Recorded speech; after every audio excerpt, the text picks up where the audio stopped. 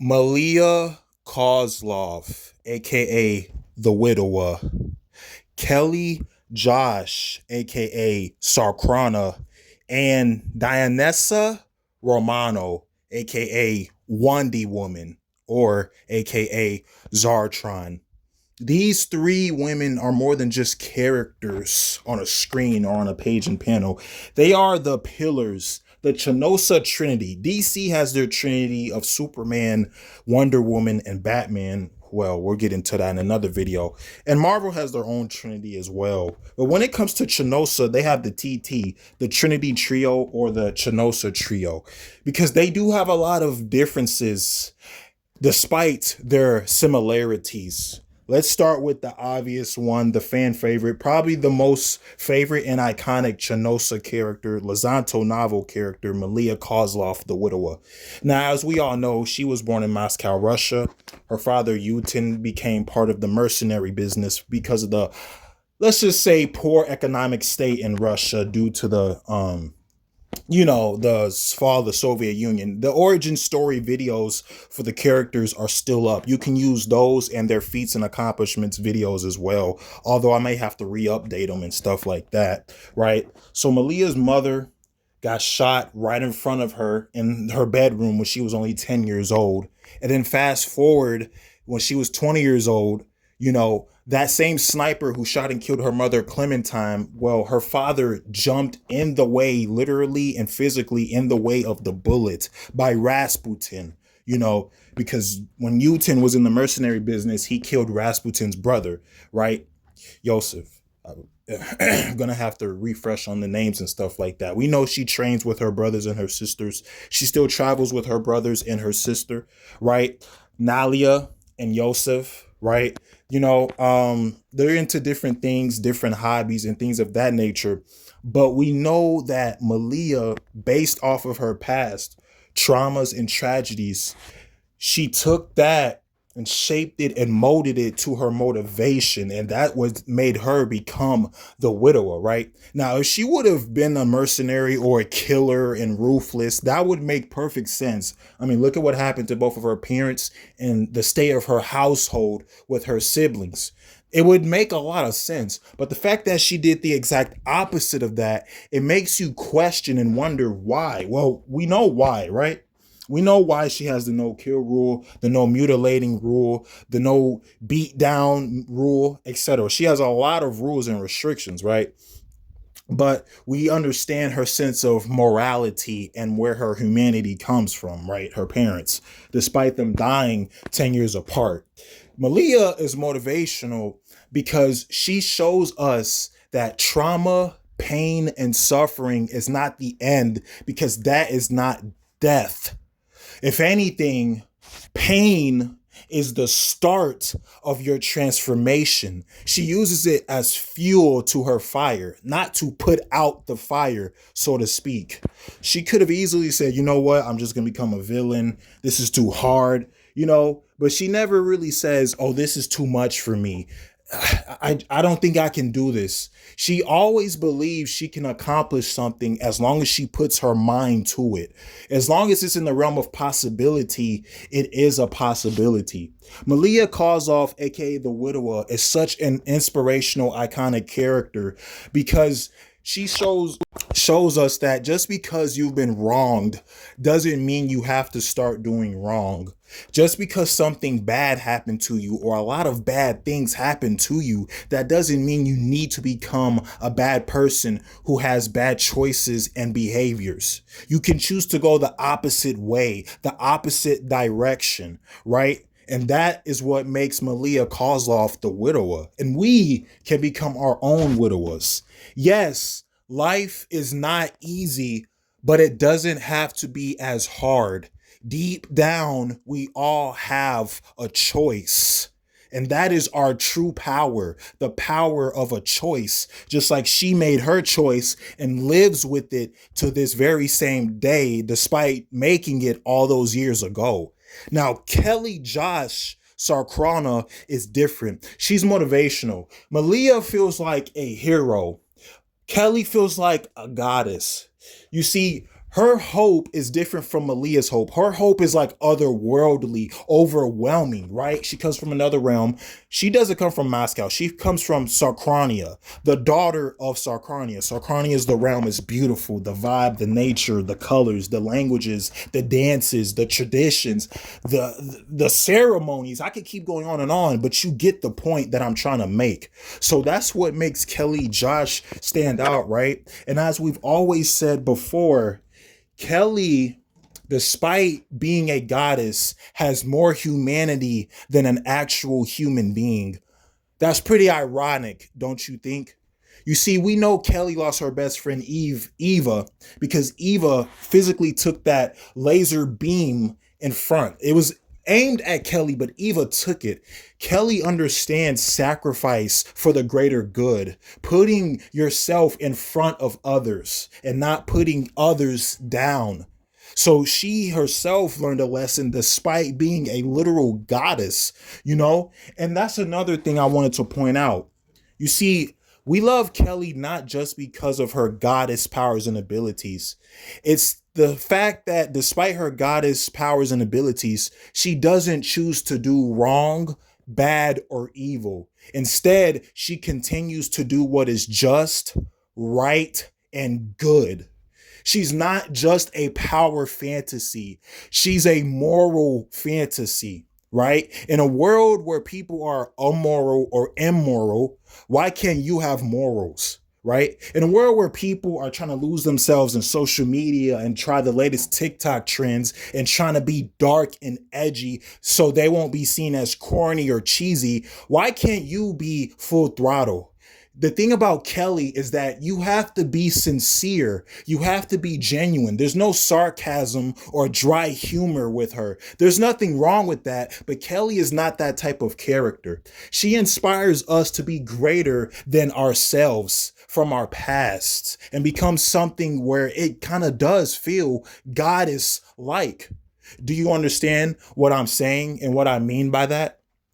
So Kelly fights for dreams and imagination because she herself is the embodiment of hope, faith, and optimism. And you can throw in altruism if you want to as well.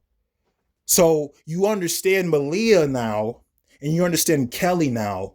When Malia looks at Kelly, she sees who she would have became if she had only one loss. But when Kelly looks at Malia, she sees who she would have become if she had multiple losses. Both Malia and Kelly looked at each other and said that each other is the better woman.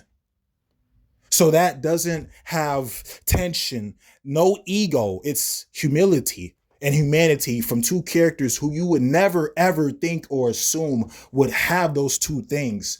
But we have to talk about the third pillar, Dianessa Romano. You see, Dianessa Romano, aka Wondy Woman, was born to her parents. Her father, Romano, which is where she gets her last name from, and her mother, Vanessa. Her name is a mix between her grandmother, Diane, and her mother, Vanessa, hence the name Diane Nessa.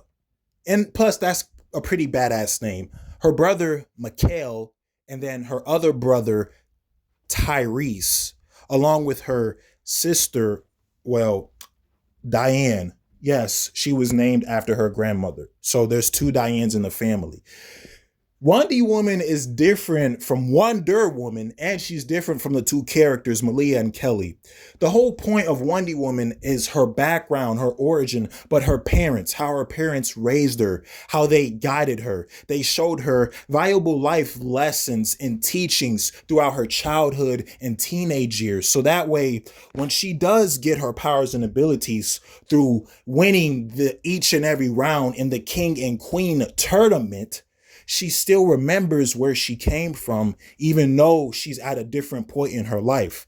The whole lesson of Wondy Woman's story is not where you start, but it's where you end up. But that doesn't mean you forget your past or where you come from. To a certain extent, your past does matter. If it wasn't for her fun and loving family and siblings and background when she was born in Miami, Florida, and then they moved to the Widowa city along with the Kingo Island, then she wouldn't be Wondy Woman. She would be a completely different character.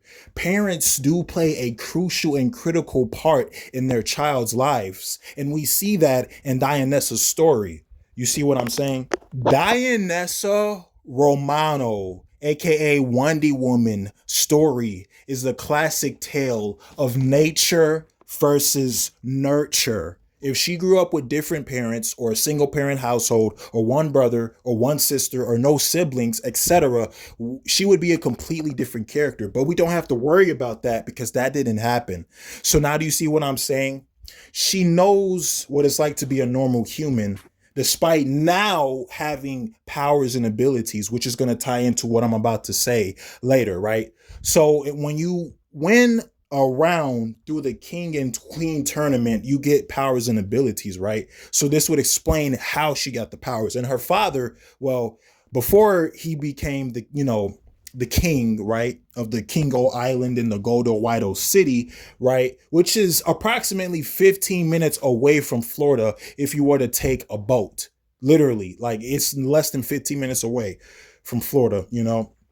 So, but she remembers all the hard times when she had to get up for school, you know, go to work, get picked up and dropped off from school, take the bus, take the train, get a driver's license, a car. You know, her father gave her his truck when she became 16. You know, she remembers all of those moments. She never forgot them, but she doesn't also forget all the enemies and villains that she has made along the way. So that's another thing about her character that is crucial and vital, right?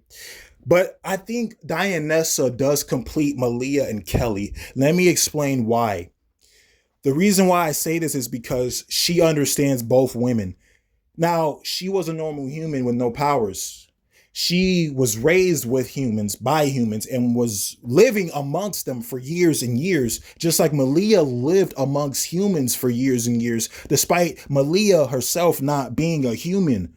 But at the same time, she knows what it's like to feel like a goddess because of the powers and abilities that she has, but also how she controls and restrains herself with those powers and abilities the same way Kelly does. Dianessa's strength doesn't come from her muscles. It comes from her soul. Do you see what I'm saying? So she understands what it's like to be like Malia and Kelly. Think of it this way. Kelly is the future. What the future could be. Malia is the present. She's the modern day right now. But Dianessa is the bridge between the present and the future, right? If Malia is point A and Kelly is point B, then Dianessa is the vehicle you would get into to go from point A to point B. Do you get what I'm saying? So each character fills a different role despite feeling so similar. That is what makes them well written and well rounded. And also they're likable, relatable, and understandable. And Dianessa, her father got killed by Trento because her father, in his defense, he killed Trento's uncle out of self-defense, not evilness, wickedness, or callous. Nothing like that. But that still hurt Trento. So when they fought in the King and Queen tournament in the finals, well, Dianessa unfortunately saw her father get killed and murdered right in front of her. And he's being held by her. She's holding him in his arms as he's dying, saying his last words and taking his last breath as Trento becomes the new king on the throne with the crown and the cape and the stick and stuff like that. So I always thought Dianessa's story was kind of comparable to people who were once poor, but now they're rich. You started off your life one way, but now you're in a completely different part of your life. You see what I'm saying? It's like a flip, like the Uno reverse. That's why I always liked her story so much, because a lot of people can relate to that. So once again, Malia Kozlov, aka the Widowa, what always compels others about her, and even me, is the fact that despite she looks so scary and looks horrifying, like something out of a horror movie, she still has enough compassion and empathy and humanity, to give someone a pat on the back and a hug to reassure them that the world hasn't ended. That's why she's the GOAT. Case closed. Kelly could become evil and wicked and cruel with the powers, but the fact that she shows mercy and compassion brings a tear to your eye. And Dianessa, well, she's about that transformation. You started off your life one way, and now your life is another way.